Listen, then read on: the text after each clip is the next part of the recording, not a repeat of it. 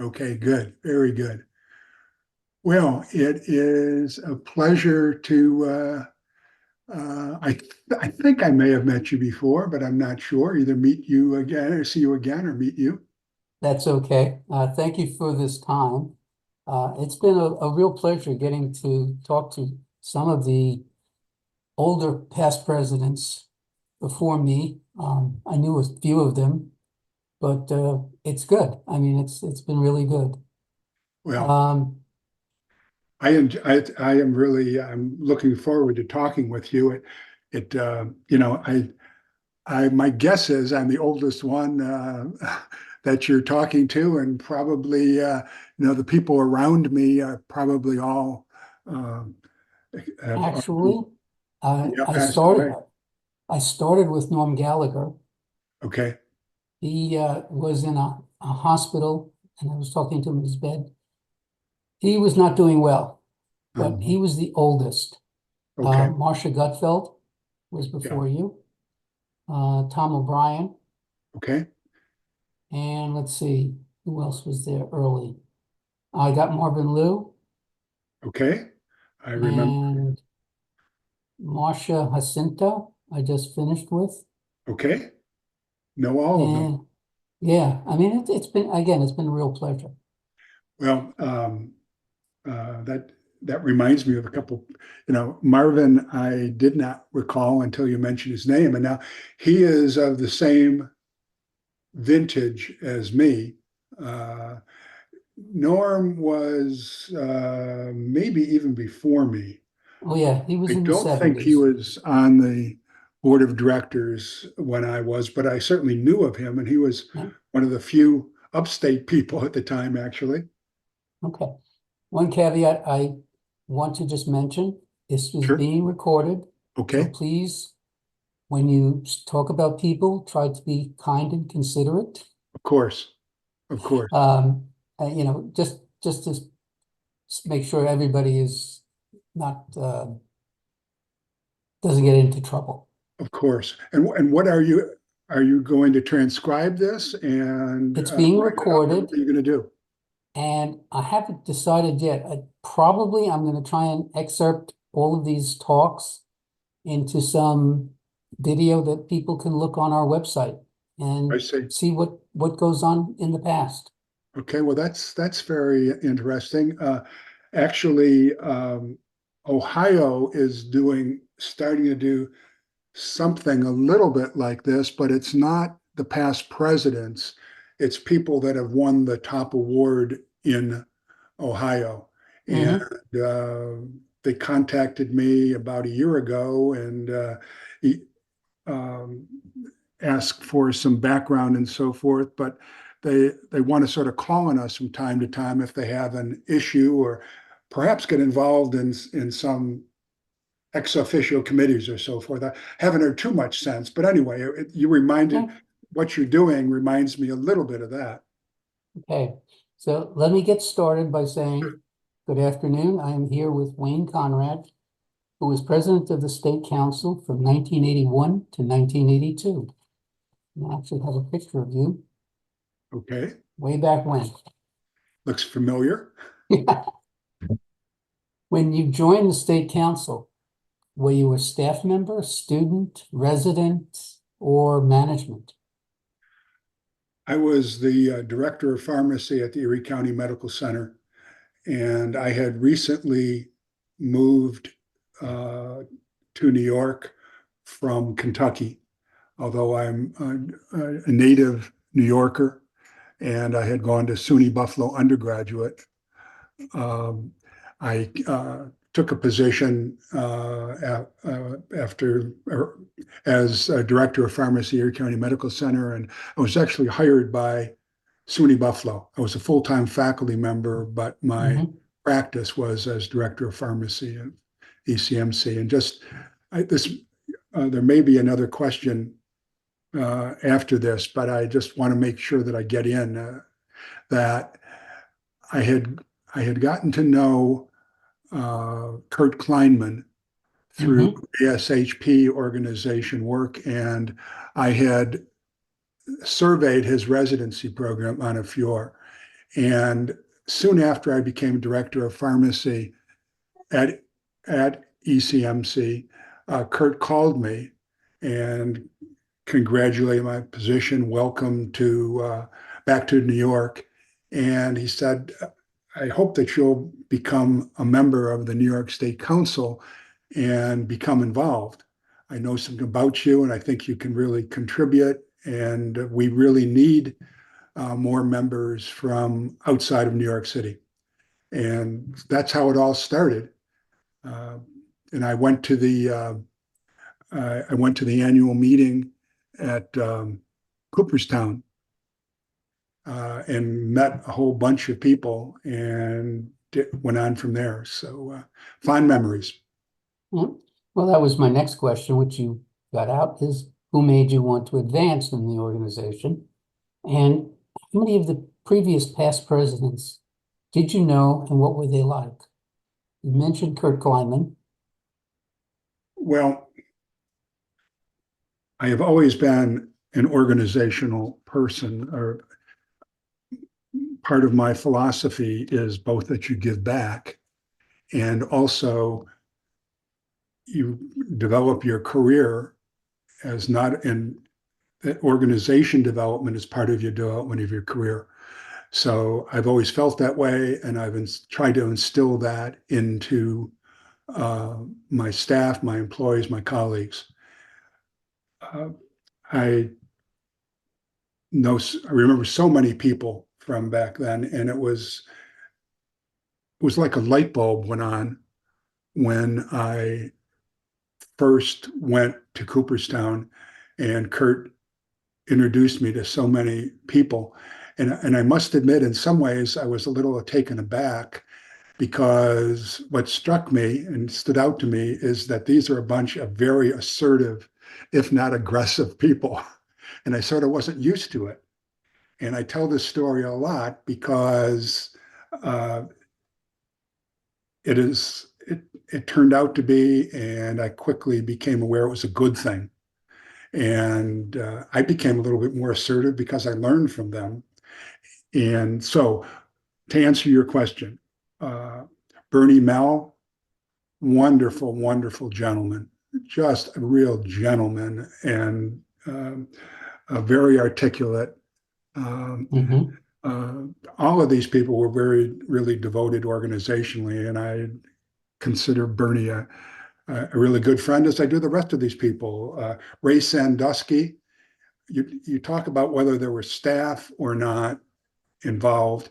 Marvin Liu and Ray Sandusky were the only non-directors of pharmacy on the board of directors and non-president and so forth. It was really a director of pharmacy organization. So uh, and when Marcia Gutfeld became president, she was my coordinator of satellite pharmacies, but she was really I think the first administrative member. She wasn't in administration then. So anyway, just to point out that we have evolved, hopefully, quite a bit from a director of pharmacy club to much broader representation. Um, let's see. Let me. Seymour Katz is another very hardworking, very thoughtful person. He really made a big difference in the annual assembly. Uh, when I began to become involved, that was his baby, and he not only led the assembly for a few years, but also taught people how to do it. And as a strictly volunteer organization, that was a huge, huge undertaking. So, I can go, certainly the people that you mentioned, let's see, Harold Silverman was another person that I had met outside of the New York Council, and I remember him back then. But um, and then I really encouraged my staff to become involved in the New York State Council, and Marcia became president, and um, Jack Catrinos became president. I notice you haven't contacted Jack as of yet, or just to point out that I had dinner with him last summer in Buffalo, and he's doing quite well. I actually spoke to him about a month ago Okay, okay. or Now two, something like that. there's being as old as I am, I have trouble remembering names and so forth. Let me see here.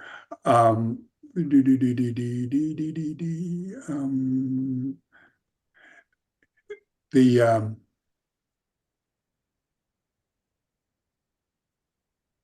where is it?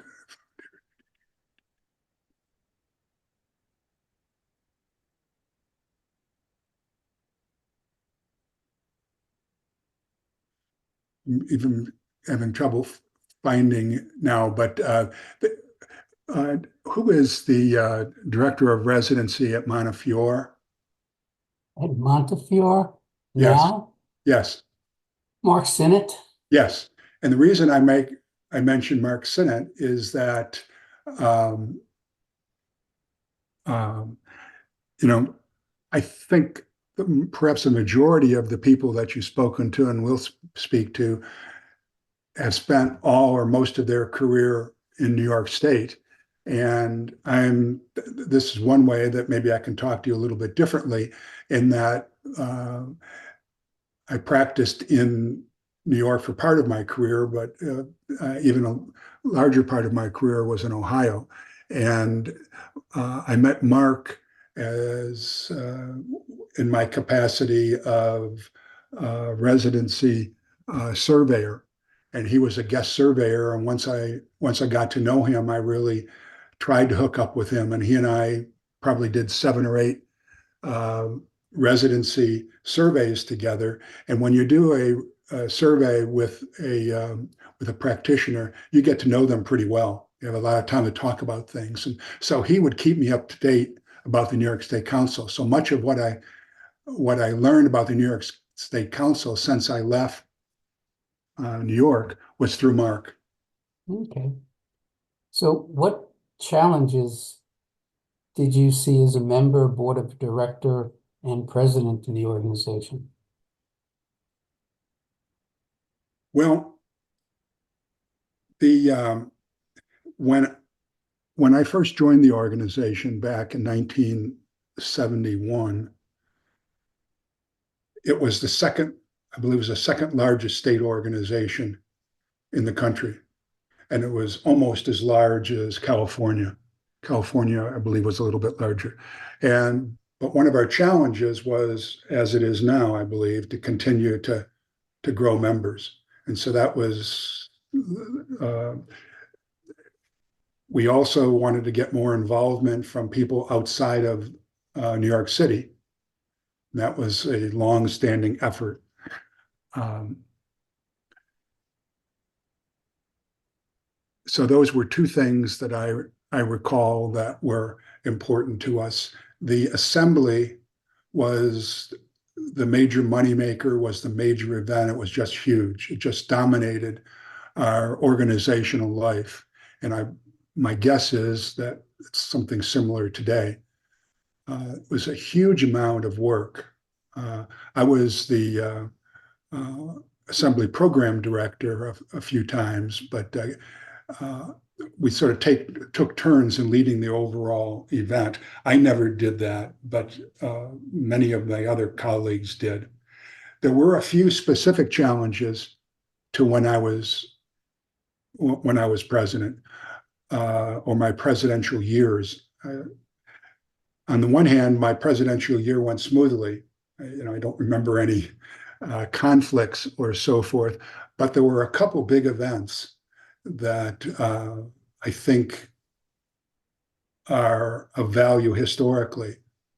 One was that we decided that we couldn't continue to grow and develop through volunteers solely. And so we needed organization management. We needed someone to help us as a paid staff member. And we researched that, we deliberated that a long time, and we ended up hiring Barry Gersten, who was a staff member. I think he was a staff pharmacist at, and I can't remember. I'm blanking on the another fellow who came along just before me, and I believe was the director of pharmacy where he worked. But anyway, Barry had a law degree, and he became immersed in being a paid executive, and that worked well in many ways. Um, and there was an advantage that he was a pharmacist, but it wasn't without certain bumps in the road. And then during my presidential years, we decided that we probably needed to move on from Barry and hire an association manager, a professional association manager.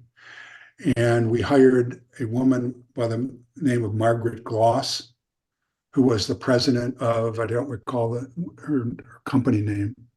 Mm-hmm. So that all transpired right around my presidential years.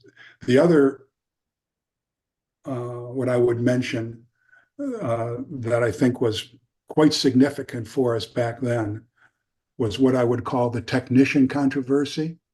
Mm-hmm. And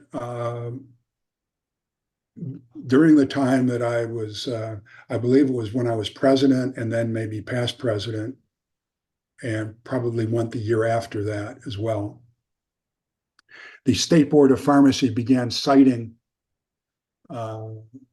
hospitals for the inappropriate use of pharmacy technicians.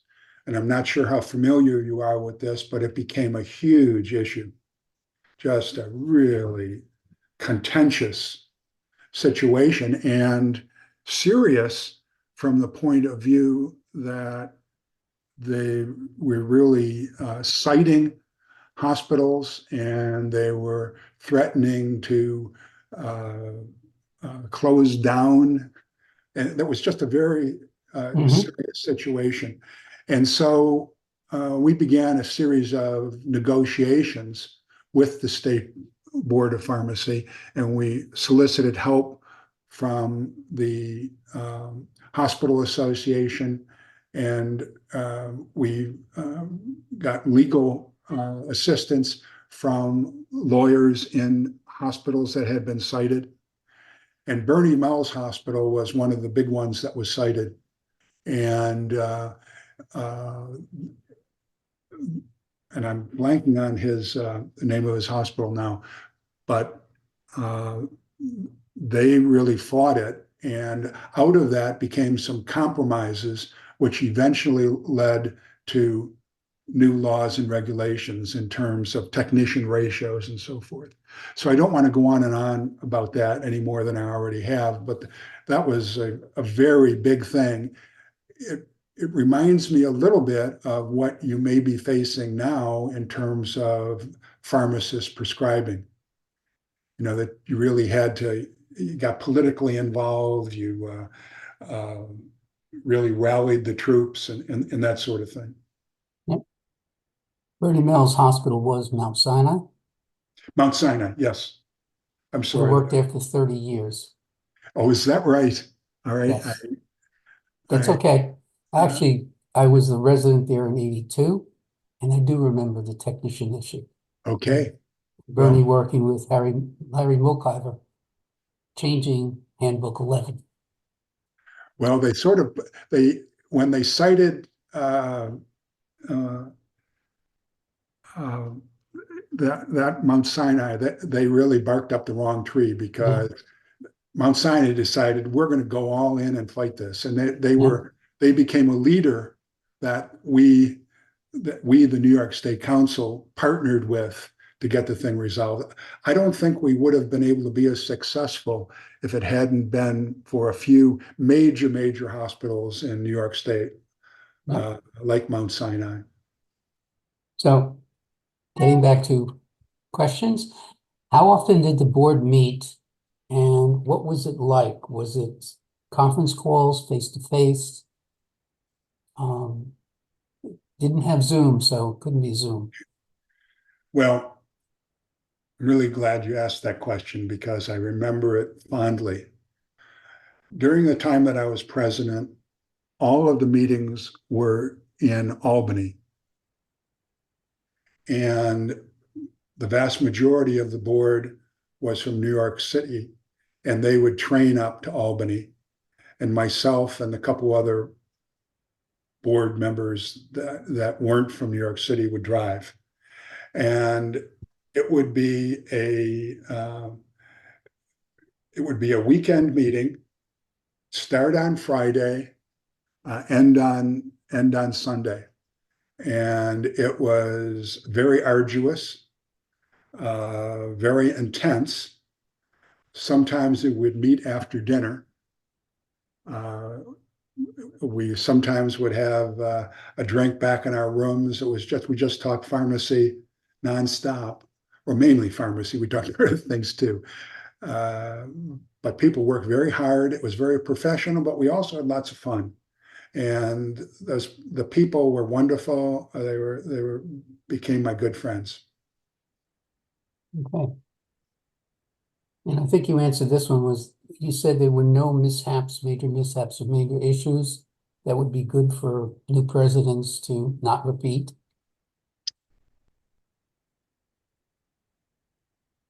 Um, you know, I really can't think of anything that would be good not to repeat. I do think trying to engage staff at all level is a good thing. I do remember something that perhaps was back to a previous question when we debated or trying to brainstorm how to get staff more involved. We felt it was really important to keep dues low, and that's why the assembly was so important. It just made a huge amount of money for us. We were very engaged with drug companies who funded lots of things. I don't remember the exact numbers, but they paid a lot of money for exhibits. We had social activities that industry would sponsor, a lot of receptions. We had a Friday baseball game, and there was a very strong collegial relationship with industry that I think industry valued. And it was primarily the representatives, the people that worked in the New York City area, again, because it was a very New York City dominant organization. But I think there was value both ways, because when you know people outside of the actual job, it makes it easier to establish and maintain relationships. So anyway, I just point that out. Okay. That kind of gets into the next couple of questions, but when you were president, when you were being installed, do you remember who installed you? Let me ask that question first. Most people don't. Well, I remember where I was installed. Where were you installed? That was at the Playboy Club in New Jersey. Uh-huh. Okay. Okay, so I remember that. And I remember it's a big event. I'd say we all wore tuxedos. It's really, really big event. Who did the installation? I don't remember that. Okay. Was it, if you can say whether it was busy, the whole meeting, chaotic, sedate? I mean, I know that there's so many things going on and you're the president. How did you feel at that point? I felt that the installation, which was really part of the assembly, the whole event was very well organized. The people before me and during the time that I was there, we were really refined. I think a pretty well organized. I came across pretty much on clockwork, starting with open hearing, and then at first the Board of Delegates meeting, the baseball game, the second House of Delegates meeting, the educational events, the installation on Saturday evening, which was a big event. There was a big party beforehand. We'd go out afterwards. Sunday was kind of everyone was wiped out because of the week, but I did not consider it to be chaotic. I really looked forward to it. For the 14 years that I was um, in New York, I went to every assembly. I enjoyed everyone. It was just a wonderful event and very, very well done. Now, I think as time has gone on, uh, it may have become more chaotic. I've been to one other, no, I've been to two other assembly meetings since I left New York. One way I was a speaker when you tried the meeting in Hershey, Pennsylvania. And I Mhm. don't remember a lot about that because I was a speaker, but I'm not even sure I went to the entire meeting. The other was the 50th anniversary, and that was a um, at a resort in northern New York. I don't remember the name of it, but that Sagamore Hotel. wasn't okay. That sounds about right. I didn't see things as tight there as I recall it being. It was more diffuse. It might have been sort of the location of the meeting. It was the same type of thing, and with the 50th celebration, it was, of course, that was the only time that occurred. So there were some separate challenges, so to speak. But I would not describe in any of the times that I've gone to the assembly or, of course, I went to installations throughout. I would always go to the Saturday night installation, except when I was that speaker that one time. Um, and I don't remember anything as being chaotic at all. I remember it being well organized and a delightful event. Okay, okay. Chaotic might have been the word I was really looking for. To me, I just remember being so busy that I went from meeting to meeting to meeting, Mm. and I just could hardly catch my breath. Wouldn't I, say I wouldn't redo it, I do but recall that. I mean, it was, but that's kind of what my life was, whether it was a New York State Council or ASHP. I mean, you got there on Thursday, and it was stop and go. Sunday morning, I was kind of wiped out, but you know, I, it was just very busy, very tiring. And when you got home, you, okay. All right. Once you was talking about how you worked on different things throughout your time in the council. Um, did you feel like you needed to work your way up to the presidency? well, I sort of. I was young when I was appointed. There was an open in the regional vice presidency, and so the year after I joined the organization, I was appointed regional vice president. Then I was elected regional vice president. Then I went through other um, directorships of divisions and so forth. And so I was sort of working my way up, but I thought it was more just waiting my turn, so to speak. However, my philosophy, my opinion, and what I've tried to instill in my staff or encourage people is that organizational involvement should be part of your professional life, and that you need to work your way up the organization just as you do as in your seniority or promotions etc., within your hospital or within your professional career. And I would always liken it, or I would liken it to local involvement, state involvement, national involvement. And so I very much encouraged my staff to join the local Western New York Society, for example. And as they became a leader of that, then the next step would be the state. And then after the state would be national.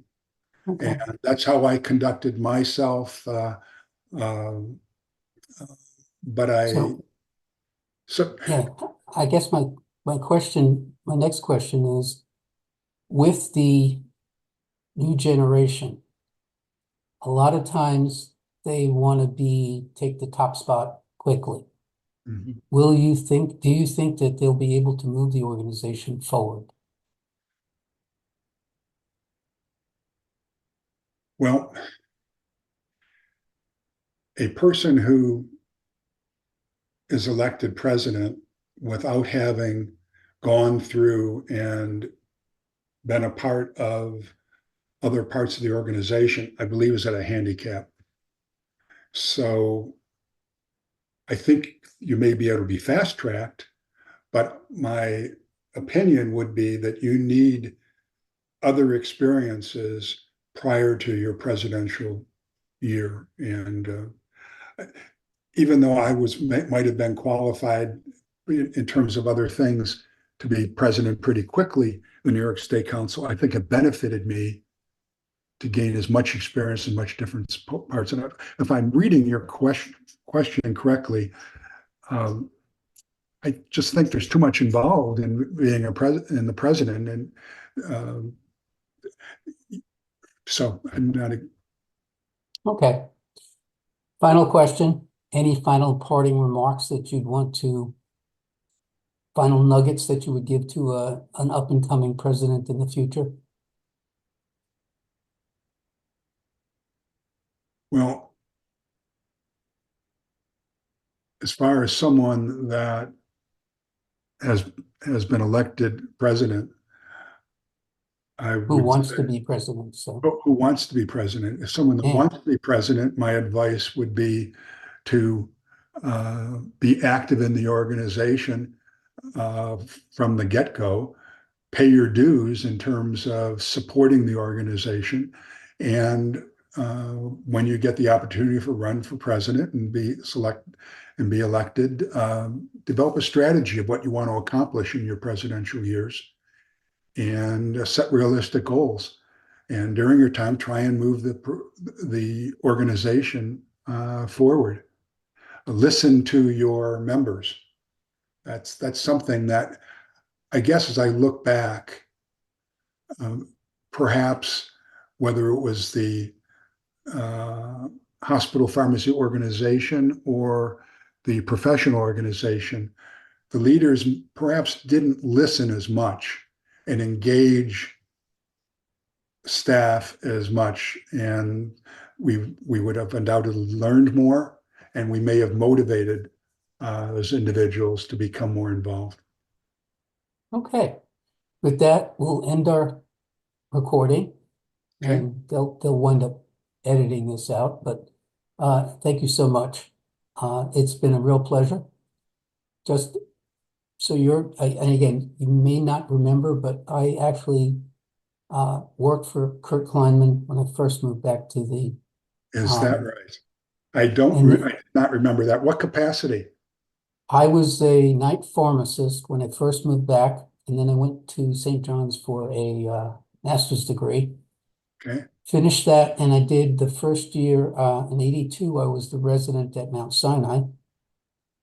In '83, I worked with Ray and Seymour for 3 years. And then in '87, or 4 years, I moved back to Sinai as one of the managers. And I stayed there till 2017 when I retired. I see. Well, So, what a wonderful, diverse career. How, you know, everyone that you mentioned, I considered to be a good friend of mine and someone that I learned from, someone I enjoyed being with. and they were just wonderful people, Oh, yeah, absolutely. uh, and they had they had definitely things to contribute to pharmacy, and they would do anything for you. All I'd have to do is pick up the phone, and it was just really wonderful. And the reason why I mentioned what I did about my first reaction was that I was so wrong. It was just a wonderful, wonderful group of people. And for you to know all those people, work with them, and get the Actually, I went to school in Kansas, and one of my teachers was Sarah White. yeah, sure, yeah. And Well, when I was a resident, before I was a resident in a non-degree related program in Springfield City Hospital under Walter Frazier, and Harold Godwin was an Ohio State resident then, and Harold and I became friends when we visited each other's programs.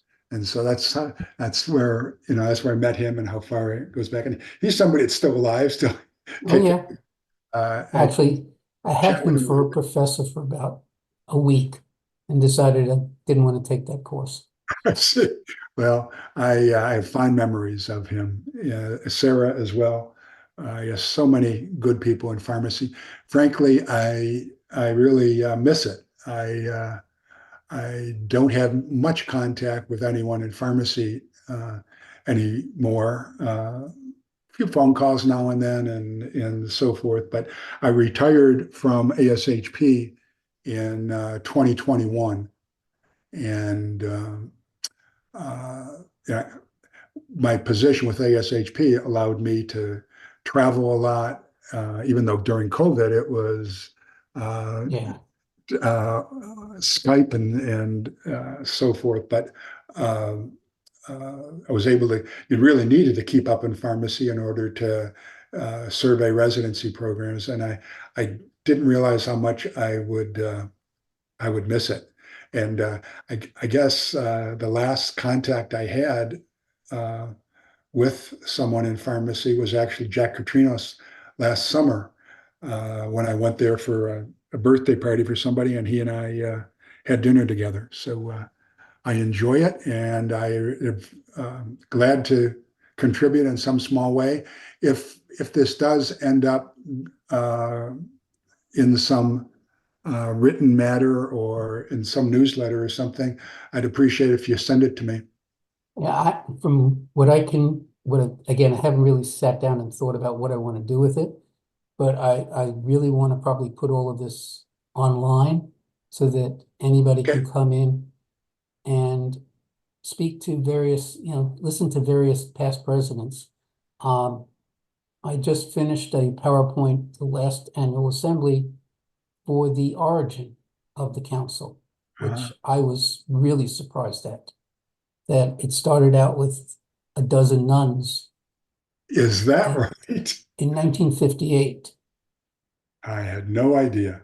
Yeah, and they sat and they met in 1961 with the State Board of Pharmacy and the hospitals and the pharmacists to develop all the policies and procedures for the council. That is fascinating to me. You know, in the 1950s, 60s, I'm not sure if I got it the exact time frame, but I do know very clearly that nuns were a very important part of hospital pharmacy at the national level, and then I realized the state level. I had the good fortune to get to know Sister Gonzalez, uh, who was just a dynamo lady nationally. Sister Mary Vera was, I think, one of probably somehow was She, influenced. I Because, think I remember hearing that was one of the names I believe was part of the original group, or at least the second group. well, that does not. I was going to mention that do you recognize her name in what you researched, because she was at South Buffalo Mercy. Yes, And Sister Mary Dreidel was the one of the okay, primary people. I did not know her well, but I met with her several times and I knew her by reputation. Mhm. I think when she was most active was not a time when I was active in New York State, but uh, very, very, the nuns contributed a tremendous amount Oh, to yeah. pharmacy. That is, um, I would be interested in that PowerPoint presentation or whatever. I asked them to put it on the website. I haven't seen it yet. So I'm not once I sure get, I know, somehow I've lost contact with the New York State Council. There was a period of time where past presidents were invited to the assembly and things like that, and then um, I would I would get the agenda and minutes and so forth. Um, and that lasted, I don't know, 5 or 6 years. But during that time, I wasn't able to go to the assembly. I was in Ohio, and I was either many times I was traveling for ASHP, but all of a sudden that stopped, and I lost track of it. So I do you have the web? If could you send me the website or somehow I it's nychp.org.